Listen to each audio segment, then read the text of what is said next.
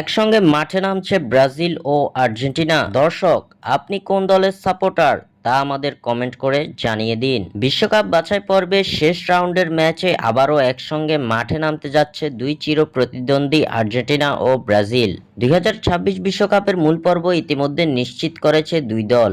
তবে এখনও নিয়ম রক্ষার দুটি করে মোট 4টি ম্যাচ বাকি রয়েছে ব্রাজিল ও আর্জেন্টিনার সামনে। 2026 বিশ্বকাপের কনমেবল অঞ্চলের পয়েন্ট টেবিলের শীর্ষে অবস্থান করছে আর্জেন্টিনা। 16 ম্যাচে 11 জয়, 2 ড্র ও 3 হারে আলবিসেলেস্তাদের পয়েন্ট 35। পয়েন্ট টেবিলের শীর্ষে থেকে ধরাছোঁয়ার বাইরে আছে তারা।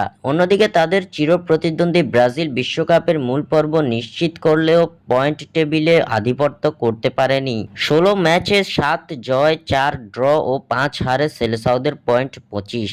পয়েন্ট টেবিলের তৃতীয় স্থানে অবস্থান করছে ব্রাজিল। এদিকে আগামী সেপ্টেম্বর মাসে আবারও মাঠে নামতে চলেছে ব্রাজিল ও আর্জেন্টিনা। বিশ্বকাপ বাছাই পর্বের ম্যাচে আলবিসেলেস্তাদের সামনে প্রতিপক্ষ হিসেবে থাকছে ভেনেজুয়েলা ও ইকুয়েডর।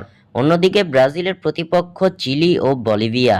আগামী 5 সেপ্টেম্বর বাংলাদেশ সময় ভোর 5টা 30 ভেনেজুয়েলার বিপক্ষে মাঠে নামবে আলবিসেলেস্তারা।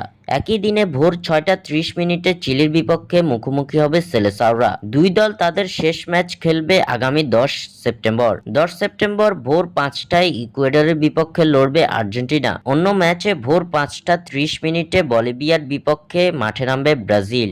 স্বাক্ষর থেকে সাদবিন ইসলাম।